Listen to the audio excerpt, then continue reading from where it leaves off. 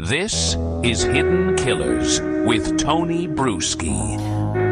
Bryan Kohberger, the allegations against him make up one of the, I would say, creepiest cases that I think we have ever covered on here. Of course, the University of Idaho students. And the man accused is a Kohberger, criminology PhD student, accused of methodically stalking, murdering, and then allegedly trying to erase every trace of his involvement. It's a story with more behavioral breadcrumbs than a forensic psychology textbook. Joining us, psychotherapist and author Shavaun Scott. Shavaun, prosecution painting Kohberger as someone who studied how to commit the perfect crime, while the defense hints at neurological defects and autism, possibly.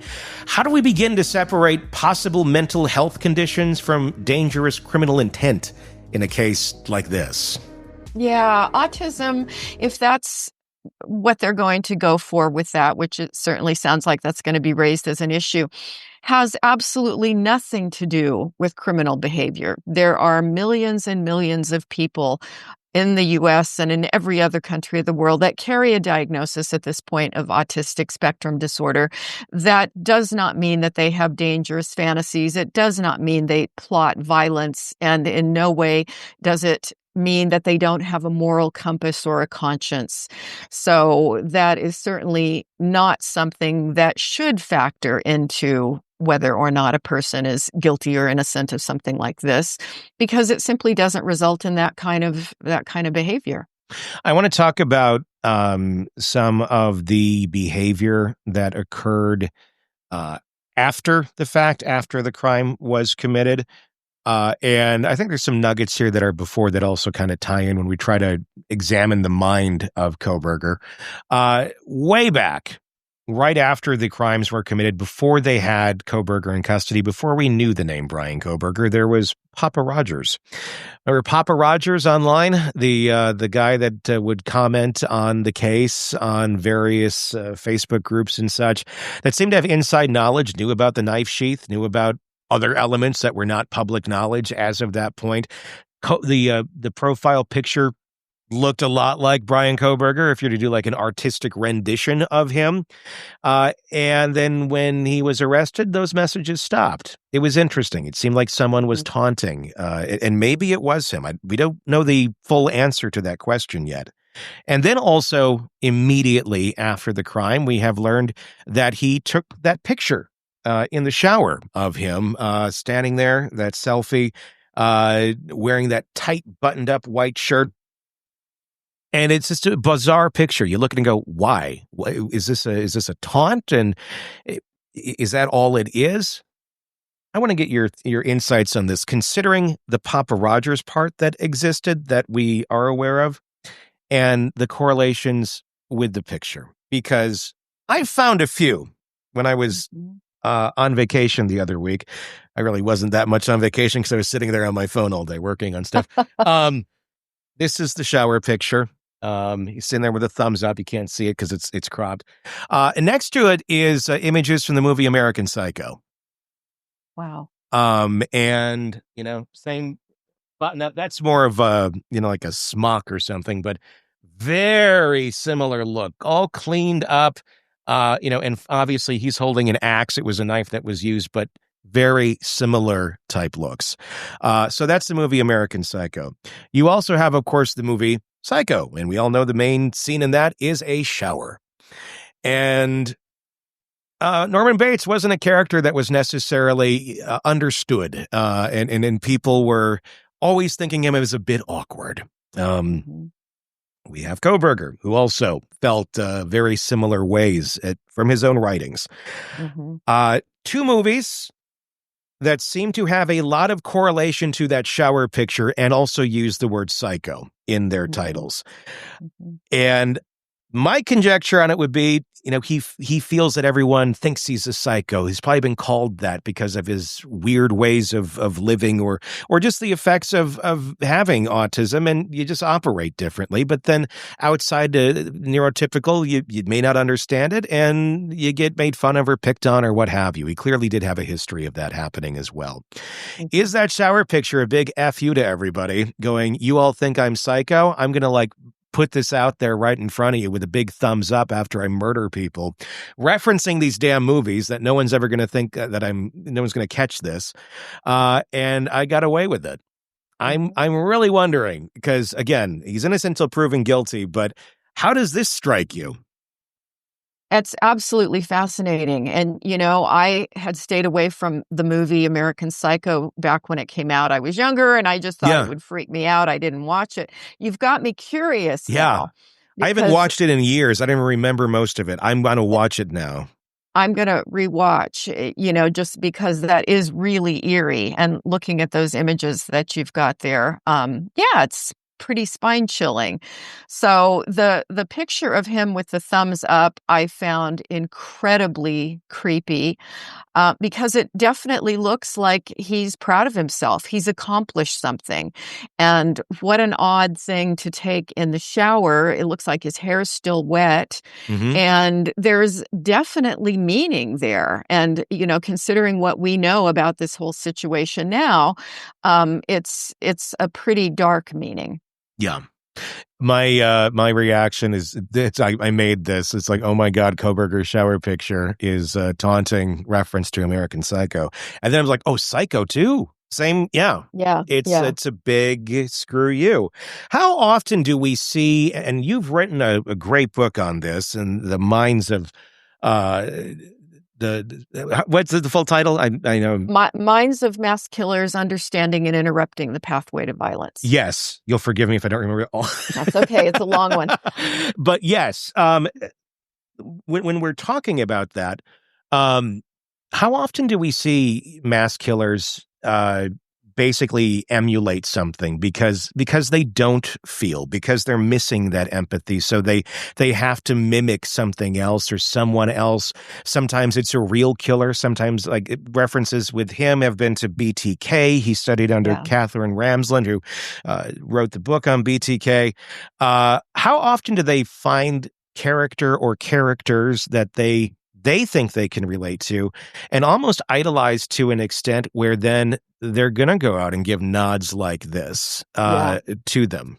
Yeah, my sense is that it's nearly always these guys, they're from early in life, they have been thinking about murder, they've been thinking about ways to kill people, ways to torture people, and usually this is reflected in their choice of entertainment, in the movies that they watch. Often they watch certain kinds of horror films over and over and over again. They begin to identify with the perpetrators, the killers. Most of us, when we watch scary movies, we identify with the victims, right? Sure. We're scared. We want the bad guy to get caught.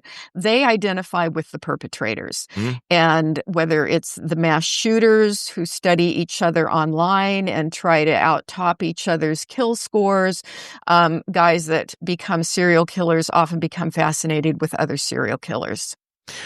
That's what makes me wonder about these images. Oh, by the way, also knives too. I think axe actually in an American Psycho, but the knives in the movie Psycho wasn't a gun or anything used there. It's so bizarre, but it kind of makes sense at the same time that would be what could be going on here.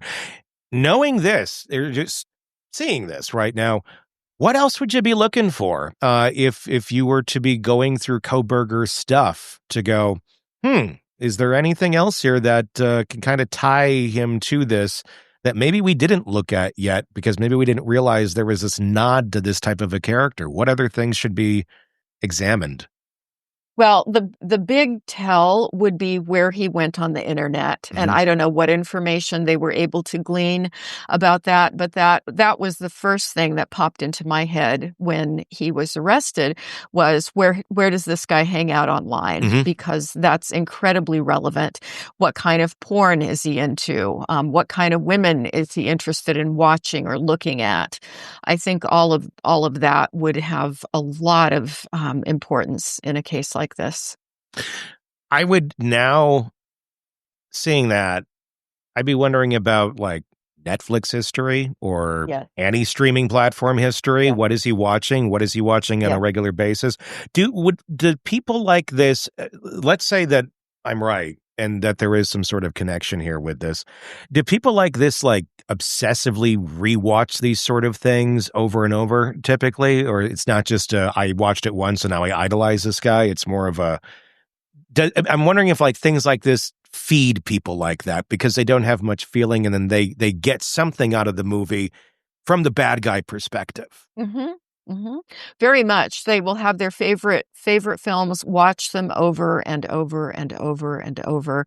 And even with, just an interesting one that we wouldn't have expected, about the film Bowling for Columbine, Mhm. which was an anti-gun movie put Yeah. out by Michael Moore, and a lot of kids that subsequently went on to become mass killers had been fascinated with that film as youngsters and grew up, and it was one of their favorite films, and they watched it over and over and over again, even though most of us would watch it and say, well, that was really an anti-violence movie. Yeah. But they liked the scenes of the killers in the movie and became fascinated with that and therefore watched it repeatedly. Why? I mean, what is that makes a mind watch scenes like that and then sympathize or empathize or get joy Exactly. from I mean, is it like porn to them? Like, I Yeah. guess or seeing a member of the sex you're attracted to, in some sort of way? Is it that sort of a stimulation that they get out of it? Is Yeah. it a sexual stimulation or is it something else that's Yeah. just like Yeah. that strong but there? I think you nailed it. It's that sense of arousal, and Mhm. whether or not it's actually sexual to them, I can't say. It may Yeah. be in some cases, but it certainly is exciting and it makes them feel good.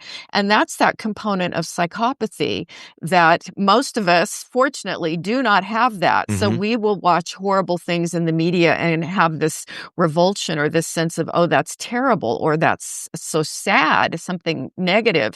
But people that are psychopathic will watch it and go, isn't this cool? Isn't this exciting? So very different response. The fact, I mean, obviously, so many things are very digital now. So that's why I said, look at the history of what he's watching. Yeah. But what about physical objects? I would wonder with something like this, if this is something you are that passionate about, people will still collect physical things for things they're really into. So I'm wondering, was there a copy of American Psycho or Psycho in his house? Was there the book American Psycho in his house? Was there anything relating to these characters in his possession? Obviously, they've rated it. I'm really wondering what they went through. Would you be surprised if they found something with it? And what sort of things do people like that collect? I know there's trophies that people get or that they have after their killings. I'm wondering if that picture itself is the trophy, and is with a nod to everything that inspired. But what would you be looking for in like physical objects or things like that around his house, as far as markings or anything like that? What have you seen? I would be looking for any other types of weaponry. A lot of times people will have photographs or save articles or stories about different kinds of knives or guns or different kinds of weapons. Even historical books about different kinds of war crimes or criminals or Nazis or, strange things that would just be out of place in most of our bookshelves or our homes. Let's move away from the picture for a moment, but let's talk about some of the things that he was doing with his studies. Obviously, we've seen some of the questions that he had for the DeSales research that he was doing. Very specific questions about emotions, very specific about how did you feel when you committed the crime. What was weird to me about it was the question seemed over the top, as if he were asking them as someone who committed murder, not necessarily someone who was like shoplifting or something of that nature. I don't have the list in front of me right now, but they were very much along those lines. But if you're studying criminology, it could make sense that you're going to be researching all that in the context of who we think he might be or is alleged to be. It makes more sense. And there's also now the essay that was out there. We've seen some excerpts from it, basically an essay on how to process a stabbing crime scene. Is it just part of the studies, or do folks like this really go to this level of obsession and researching what they want to do, especially if it's their first time doing it? Yeah, that's the thing that's so interesting in hindsight is looking back at his academic life and being able to speculate about how much of this was really meeting his fantasy needs at the time and how much he was actually studying how to be a better criminal and get away with these things. Really feeling, as it looked like in that photograph, that he was quite proud of himself when he thought he had gotten away with it. Yeah, very much so. Uh, some are looking at it as a smoking gun. I don't know if it is or not. A jury will ultimately decide that. But we have the knife sheath, the knife, the sharpener, all bought by him on Amazon, at least the same model. But it was done about 6 months before the murders actually took place. There's also the ski mask that one of the witnesses, the surviving roommates, says that they saw him in with the bushy eyebrows. Shows he bought one of those too. Happens to look like the same one she described as seeing way back. The fact that they were purchased so far in advance, we're talking like 6 months to a year on some of these things.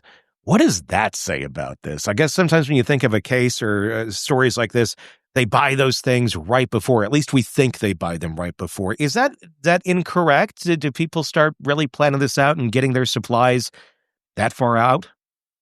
It's certainly likely that he would have bought it quite a bit before he was actually ready to use it, assuming that he was planning, plotting, rehearsing.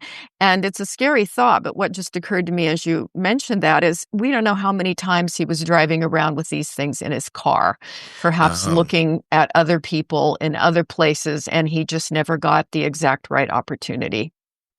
Would that mean that this was somewhat random, and he was just going to run into any house that had people in just to kill? Or do you think we're going to find a lot more premeditation? Because we do have more data now that shows just how often he was circling that house. And it's a lot, even that night. And we're finding more camera information out too of where he was seen, or the vehicle, at least what appears to be the vehicle that was seen. So are you saying that there's someone like this would likely have the tools with them when they're stalking, even if they're not going to go commit the crime at that moment?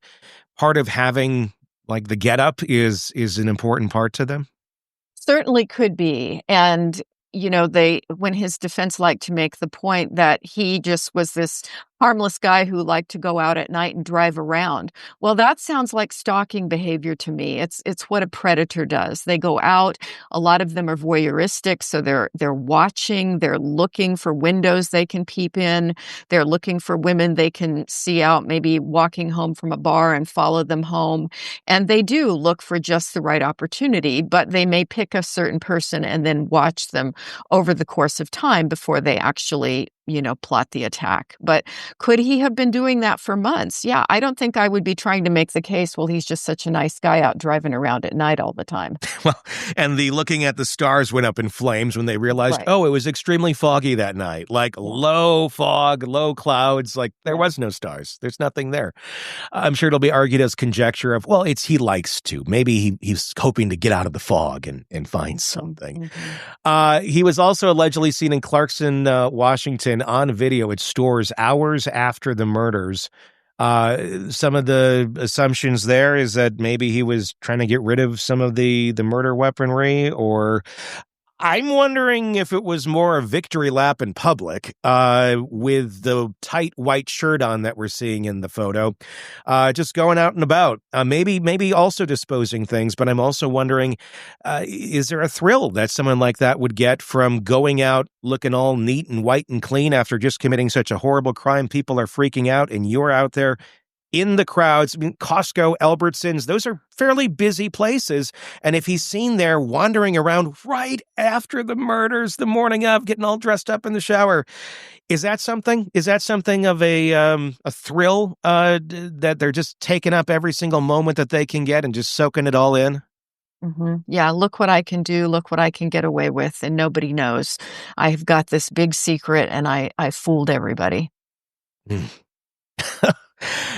Do you think something like this could be brought up in trial? Obviously, it's a lot of assumptions here. They'd have to probably find something within the house, or if there is a pattern of watching these movies or something, then I could imagine these sort of things being brought in. Without it, do you think something like that could be brought in, or what would be the vehicle to bring in some of these things, if at all?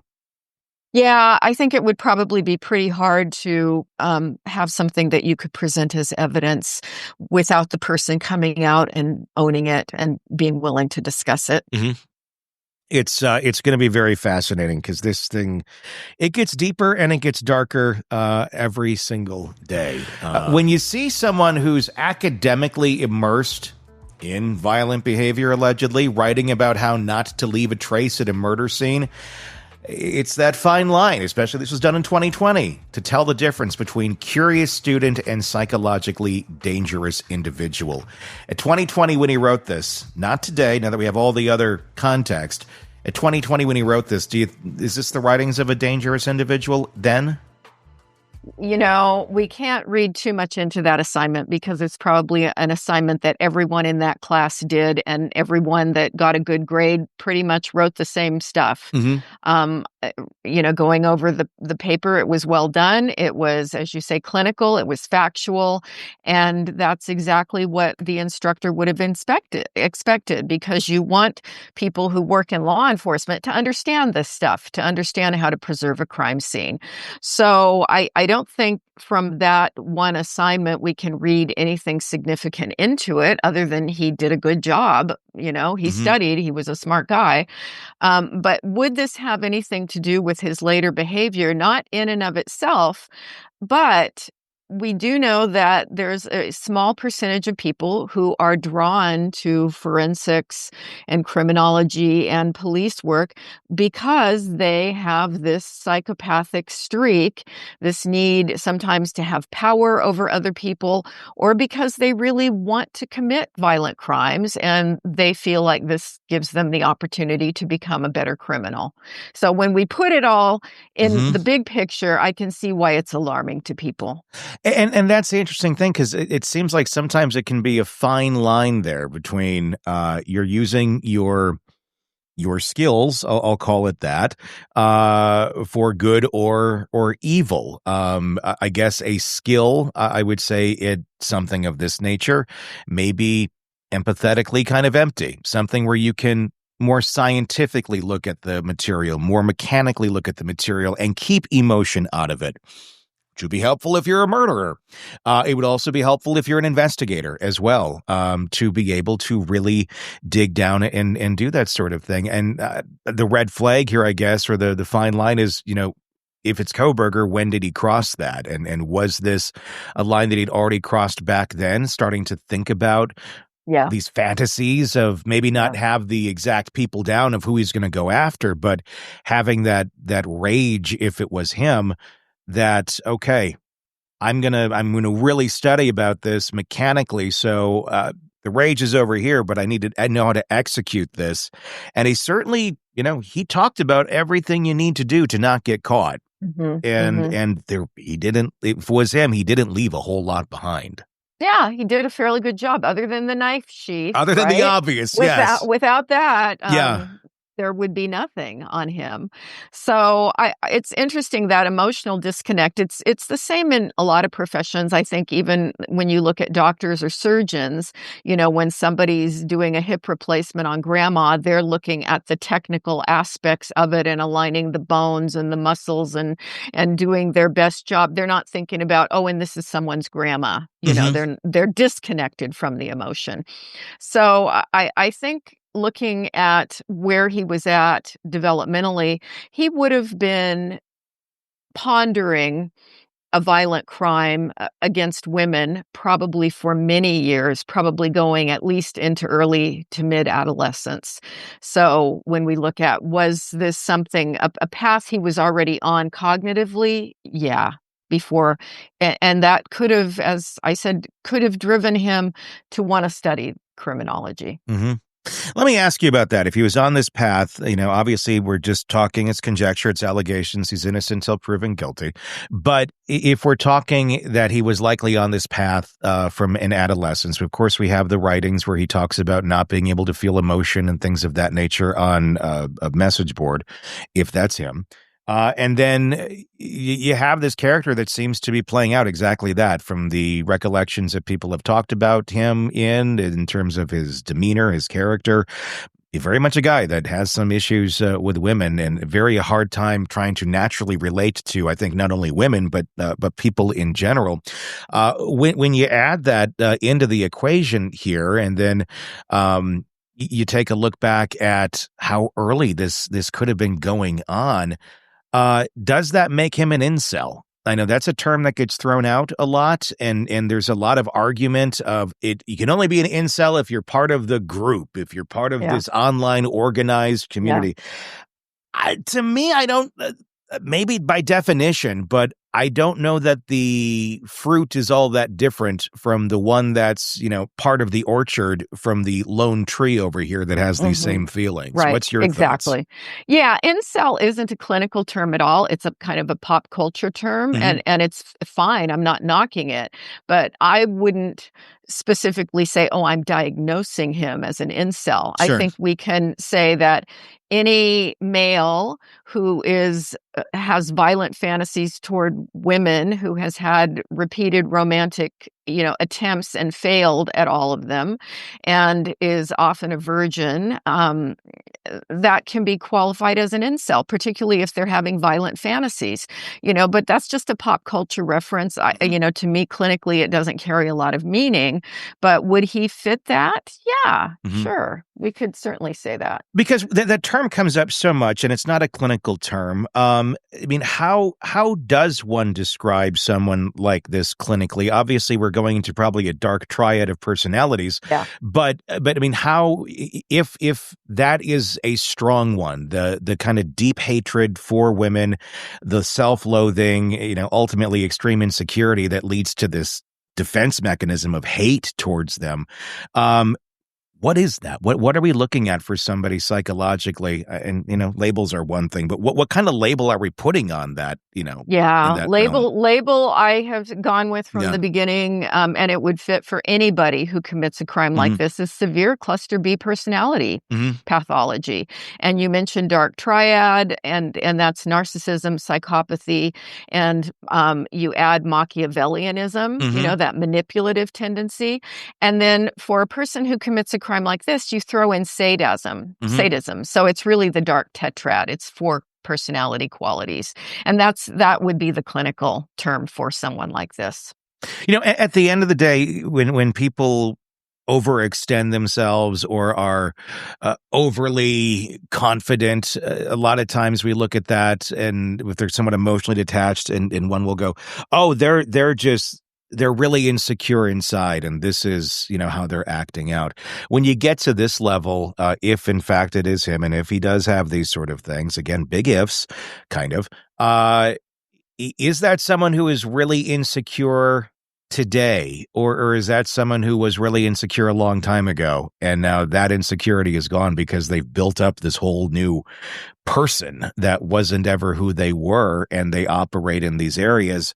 And the insecurity is not there anymore. It's just strictly confidence and hate, basically. I think you described that brilliantly. You get your PhD on that one.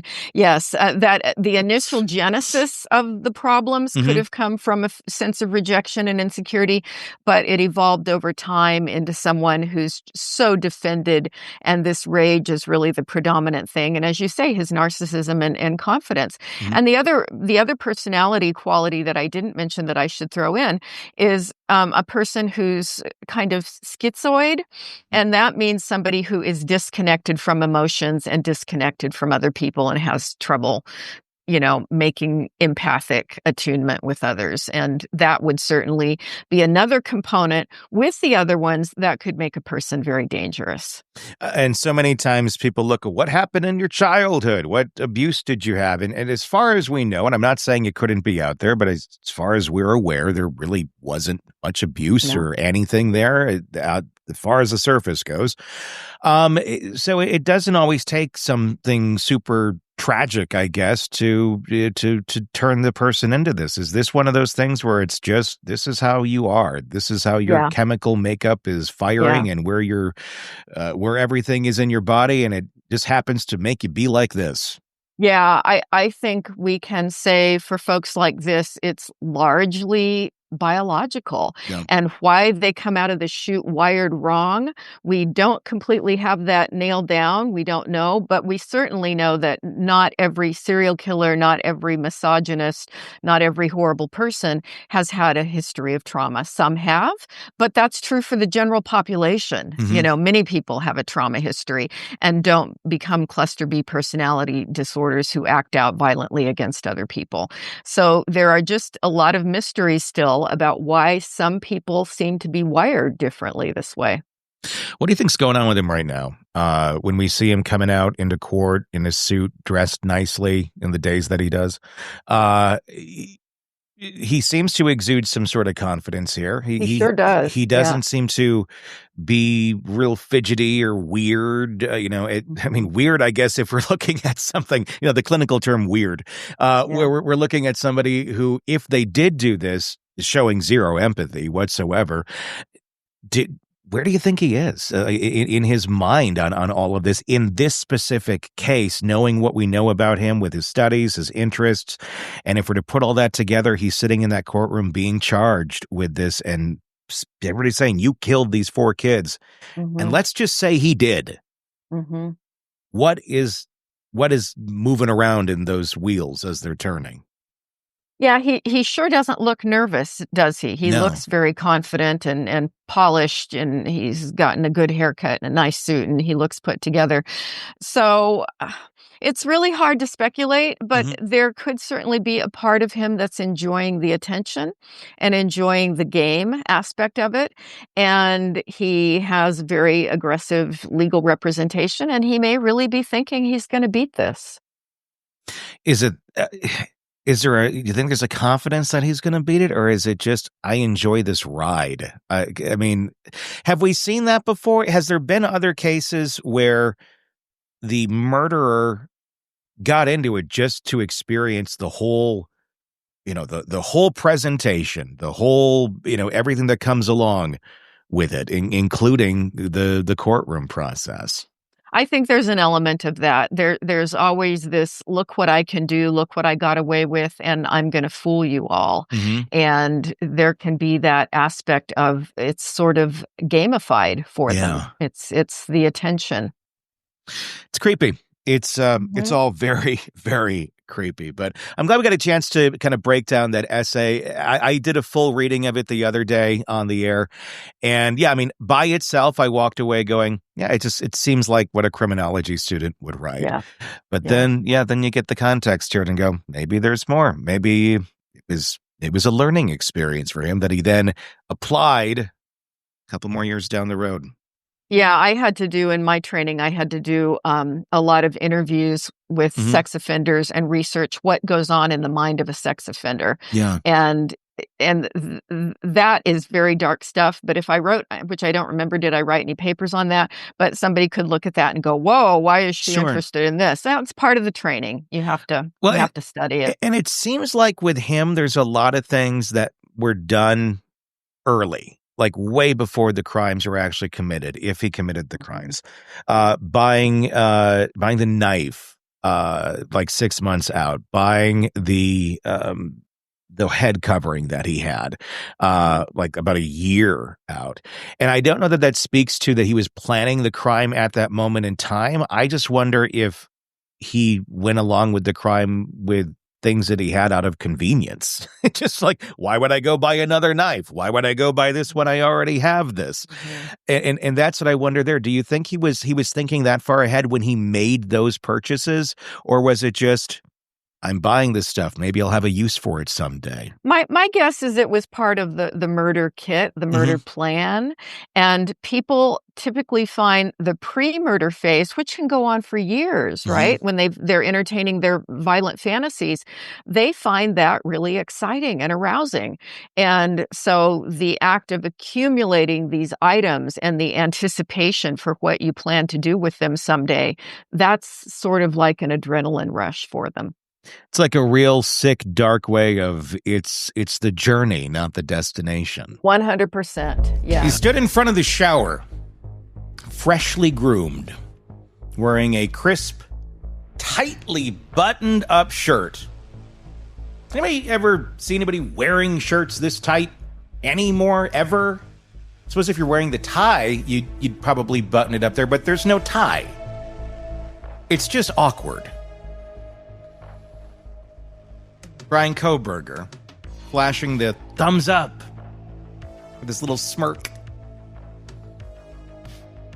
It was 10:31 a.m. on November 13th of 2022, and that date is very noticeable for this conversation, and notable, not just noticeable, but notable, because just hours earlier, the University of Idaho, 4 students, they've been murdered in their off-campus home.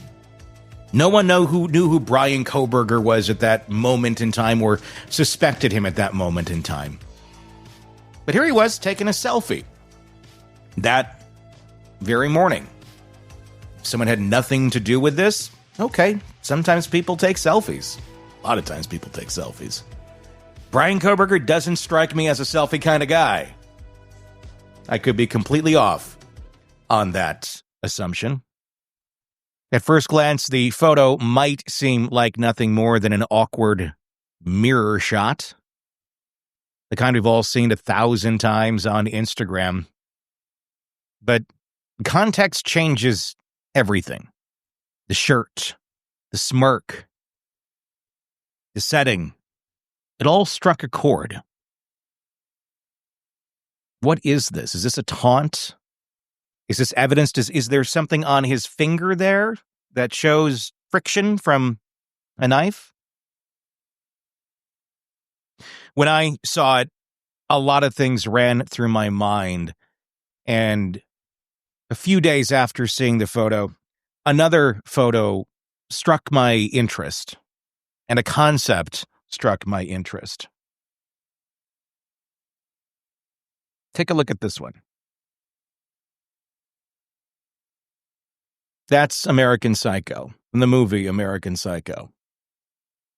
Notice any similarities here? Tight, button-up, white. It's not exactly the same type of shirt by any means. But one of the biggest cruxes of this case is, how did someone kill these 4 kids and not have any blood on them? Or what did they do to avoid all of that? Keep in mind, he wrote a paper not that far prior to these murders about how to commit murders pretty much like this and clean up, not get caught, and evade detection. He was studying criminology, so you got to give him that. That's not that crazy if you're studying that, really. That's Patrick Bateman from American Psycho. But there's a lot more to the similarities that I feel this picture brings out, and we're going to go through some of them. If you're just joining us, be sure to press subscribe, whatever platform you're listening to us on, if it's on podcast. And if you are watching this on YouTube, please hit that subscribe button as well, and the bell, so you don't miss any of our updates as we keep covering this case. And leave your comments. We do love to hear your feedback on all these thoughts that we bring up here on the program. So eerie similarities here between Kohberger and our first thought there, or my first thought there, was American Psycho. Others saw Norman Bates from Psycho itself. You got a bathroom setting. There was the main killer killing someone in Psycho in the bathroom. And Norman Bates was kind of a weird character. Kind of out there, kind of off by himself, kind of awkward. One may see some striking similarities in the personality there with Bryan Kohberger. The timing of the photo combined with the sterile, composed appearance made everybody ask, was this just a photo? Or is this a message? Is there something deeper going on here? We got to look at history. We have to look at character development, if you will, or arcs in people's character and life. And this piece, I know, we're talking a lot of speculation here. But I don't think it's that far out of bounds. We don't usually go very far out of bounds in terms of speculation, but this just really struck me. And let's walk it back a little bit to unpack what's all been discovered, because it goes way beyond this shower photo. In the chaotic weeks following the brutal killings in Moscow, Idaho, you had internet forums, social media groups, and amateur sleuth communities out there exploding with theories. One idea began to pick up steam in a way that made it feel more like a developing lead than a shot in the dark. The possibility that the killer had been inserting himself into online conversations about the crime. Not anonymously lurking, but actively commenting, theorizing, and possibly taunting. There were two names that quickly popped up in that atmosphere at that time. Papa Roger being one of them, and Inside Looking. This image, if you're watching us on YouTube, is the image of Papa Roger. That was his screenshot, his headshot, profile shot. It's Bryan Kohberger right next to him. Notice any similarities? And keep in mind, at the time, no one knew or suspected Bryan Kohberger. What a striking similarity to Bryan Kohberger, the very person who was arrested and charged with these crimes, posting about the crimes using a profile image that looks a lot like him, talking about things that no one else knew about the crime scene at that moment in time, unless you were an investigator. The Facebook account for Papa Roger was particularly active in groups focused on the Idaho murders. This wasn't just a random Facebook user dropping in. The posts were pointed, persistent, and oddly confident. One in particular gave a lot of people chills. It was posted before law enforcement released many details, and it mentioned a large fixed-blade knife and the possibility that the killer had left a sheath behind. Odd little detail to note, one that I think would probably be a bit of concern if you are the killer. Weeks later, after that comment was posted by Papa Roger, the man who looks strikingly like Bryan Kohberger in his profile picture, law enforcement confirmed the discovery of a K-bar-style knife sheath left behind and underneath one of the victim's bodies. That detail had been unknown to the public at the time the Papa Roger post was written. That one clue, a sheath, it took the conversation from speculation to suspicion. Redditors, Facebook users, and YouTube started archiving every post they could find from the Papa Roger account. People began noticing a pattern, not just in what was being said, but how it was being said. The tone was analytical, assertive, sometimes condescending. He challenged people in the group, pushing back as if he had an agenda or some kind of knowledge that others didn't.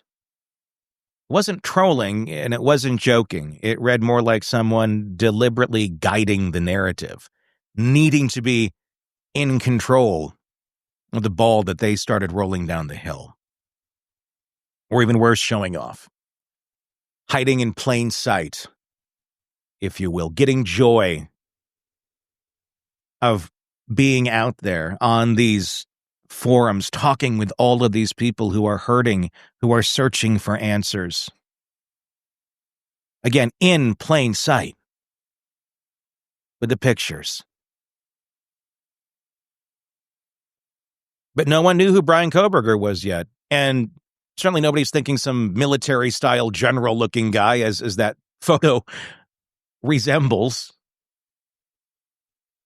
But the similarities are beyond striking. That was one thing that people began wondering about. Is it him?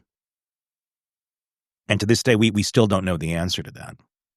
There was also Inside Looking. The Reddit account showed up in the Moscow murder subreddit and started posting elaborate theories that read more like guided walkthroughs. It outlined how the killer could have parked behind the house, entering through the sliding glass door, moved room to room, and exited, all while avoiding detection. The account even speculated about the killer's emotional state.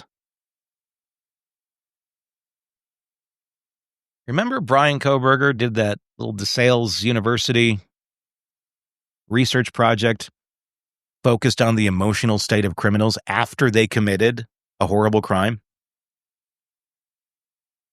Interesting that one would be obsessed with how one should feel, the killer should feel,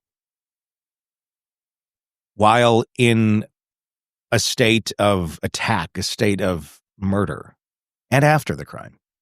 One comment in response to a thread asking what the killer was doing in the weeks after the crime simply said, "Rush of adrenaline, very excited." That content drew a now famous reply. "Dude is solving his own crime. ... Psycho." The accuracy, the tone, and the odd specificity of both accounts raised eyebrows, especially after Bryan Kohberger's arrest in late December. Kohberger was a PhD student in criminology at Washington State University, just across the state line from where the murders took place. Suddenly became the center of attention, and those social media accounts, they suddenly made a lot more sense. Not only did the timelines align with what this person was talking about, but so did the voice. The posts were methodical, clinical even. They sounded like someone who studied criminal behavior, not just academically, but with a personal interest. Some compared it to writing a case study on a crime you were involved in, which, ironically, isn't that far off from the concept of criminal narcissism. And then, almost in perfect sync with his arrest, the Papa Rogers Facebook account disappeared. Deleted. The timing couldn't have been more suspicious. One day before law enforcement took Kohberger into custody, Inside Looking also went dark. To this day, law enforcement has not confirmed whether either of those accounts were operated by Kohberger. There's been no official digital fingerprint release, but former FBI agents, including our own contributor Jennifer Coffindaffer, have said publicly on this show that the parallels are too close to ignore. She noted that Kohberger had already demonstrated questionable judgment, driving his own car to the crime scene, keeping his phone with him for the parts of the night, and then allegedly leaving the knife sheath behind. If he made those kinds of mistakes, why wouldn't he make another? By logging onto social media to poke the bear. Let everybody know just how smart you are. Smarter than the room. Which brings me back to the haunting bathroom selfie, which you can now see here on the screen, along with all of those photos put together. It's a creepy, creepy image if you're watching us on YouTube. If you're not, you want to go check us out and you're listening on the audio version of the podcast, just search Hidden Killers with Tony Brueski, and you can see this image. It has the Kohberger in the shower. It has the American Psycho character right behind it. It has Norman Bates next to it, and has Papa Roger right below. Kohberger's picture, that selfie, sure fits right in with these, doesn't it? You couldn't have asked someone to take a selfie that looked more like a piece from a murder mystery movie than this. All vampiric looking and just creepy. Some may say psycho. If it's him. All allegations, all speculations. This man is innocent until proven guilty. We have to look at the evidence. We have to look at the correlations. And we have to look at this guy who, if Papa Roger is him, and I don't know how it could not be, was getting a bit of a thrill at being smarter than the rest of the room before he got caught. Being right out there in the center of everything, talking about the case, even when someone on one of the forums brought up, okay, the white Hyundai Elantra, as that information came to light and the public started searching for that vehicle. He didn't engage in that one. He didn't tell anyone, well, yes, it must have been that because it's on camera. No, that raised a red flag to him, and he even called it, that's a red herring. Get off this path. I own one of those. And then right after, he changed his license plates. After the arrest, investigators found the photo on Kohberger's phone. It was timestamped 10:31 a.m. on November 13th, just hours after the murders occurred. Shows him clean, calm, and almost smug. He's in the bathroom, giving a casual thumbs up. His shirt is buttoned up all the way. Clean and pressed. His hair is in place. There's no blood, no bruises, no signs of struggle. Just an oddly serene man standing in front of a shower. It was a setting and expression that unsettled people the most. Taken so soon after the murders, while the victims lay undiscovered, it looked like a twisted victory lap. The white shirt, the tidy hair, the vacant calm immediately sparked comparisons to other characters. Patrick Bateman in American Psycho, the fictional serial killer who maintained an immaculate appearance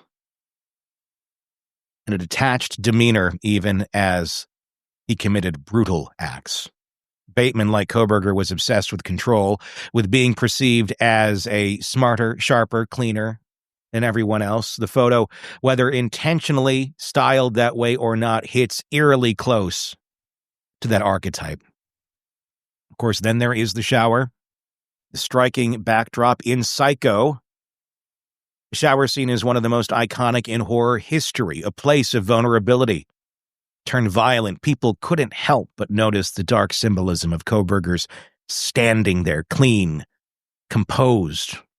A scene of real-life horror played out just hours earlier down the road. Maybe it was all a coincidence. Maybe he just liked how he looked that morning. The combination of the timing, the setting, and expression made it very hard to see it as anything but calculated, or at the least, disturbingly detached. Kohberger, from what we understand from his own writings that have been dug up online, was someone who did feel detached, felt a lack of emotion, lack of empathy, a lack of feeling in general. He called this out on himself when he was in his teen years, allegedly on a message board post that was discovered shortly after he was arrested. And those who got to know him described him as being very similar to what he was describing himself as a mid-teen. Someone who just didn't seem to mesh with society, didn't have social skills, always seemed like he was smarter than the room, condescending, controlling. And if questioned, you don't question a character like that. Because they will be right, and they will move around whatever they need to move to fit the narrative that they want to fit. But the fact that this looks like it was modeled after two movies with the name Psycho prominently being part of the title, American Psycho and Psycho. What it looks like to me, what my conjecture is on this, is that he was fed up with being what he viewed treated differently. Didn't view that his own actions or his own way of acting around others may have something to do with it. No. That's everybody else's fault. Those people that call me psycho, screw them. That's just my conjecture of how one may think. when you're feeling that way. I'll show them. And he did. He showed them all right, thinking he was smarter than everyone else in the room if it was him. Taking a photo like that, putting it out there. Right here, guys. Never going to figure it out. Soon it was learned he wasn't the smartest in the room because more fuel was added to the fire when it was revealed that Kohberger's phone had pinged near the crime scene at 9:12 a.m.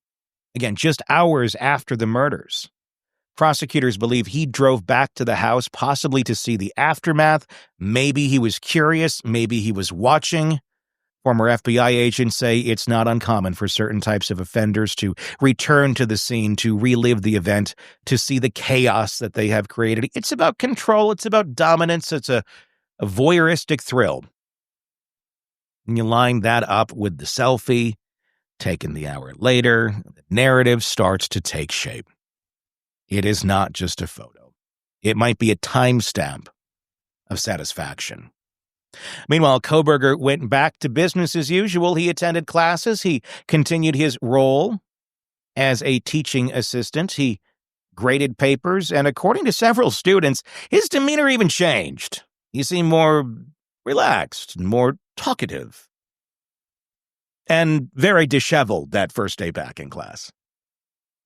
Before the murders, he'd failed an entire class on an exam. Afterward, he started giving everyone perfect scores.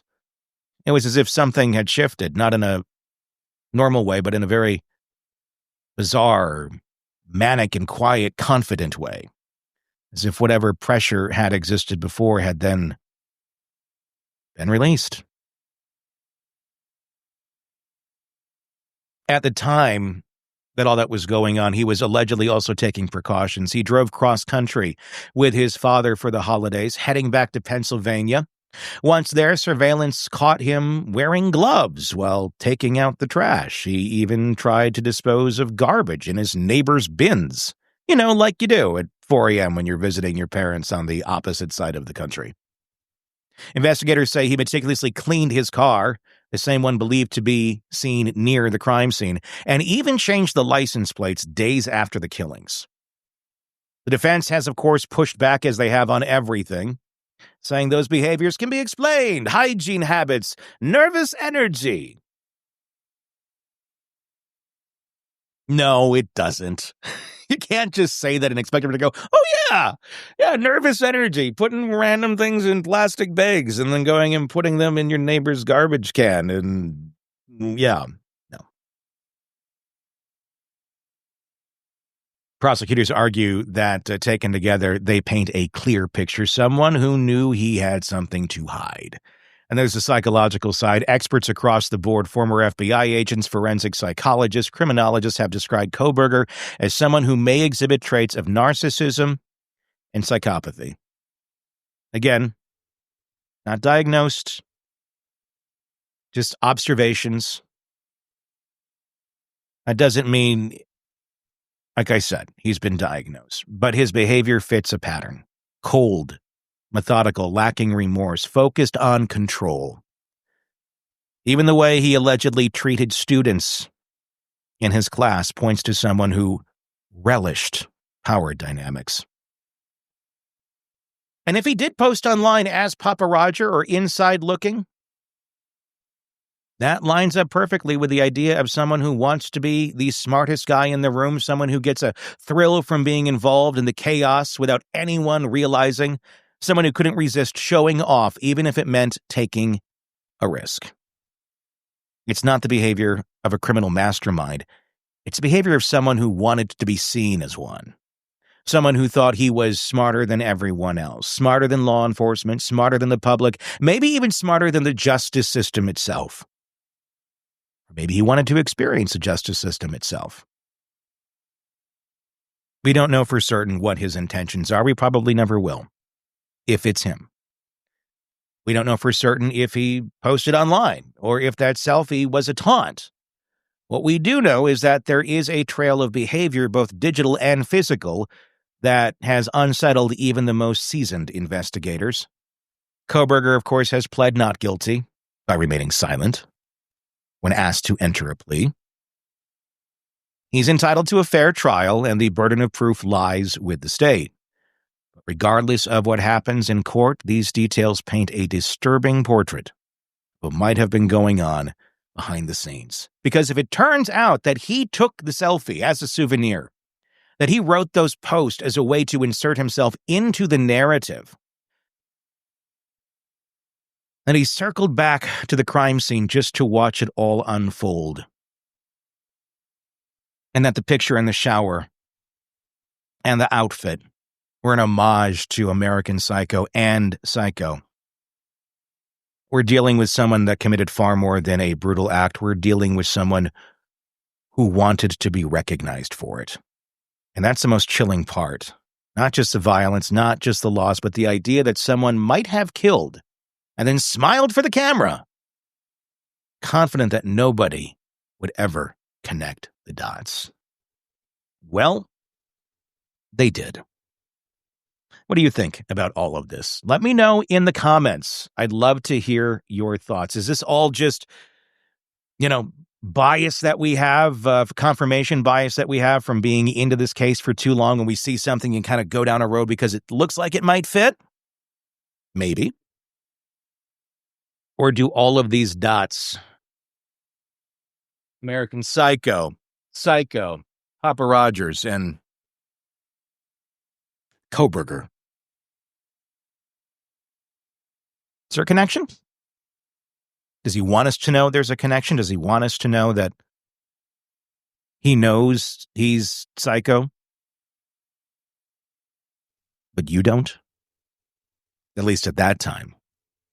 Also of note, Ann Taylor, his attorney, has also filed motion that the word psycho should not be used during the trial, along with murderer and several others that, point to the crime he's alleged of committing.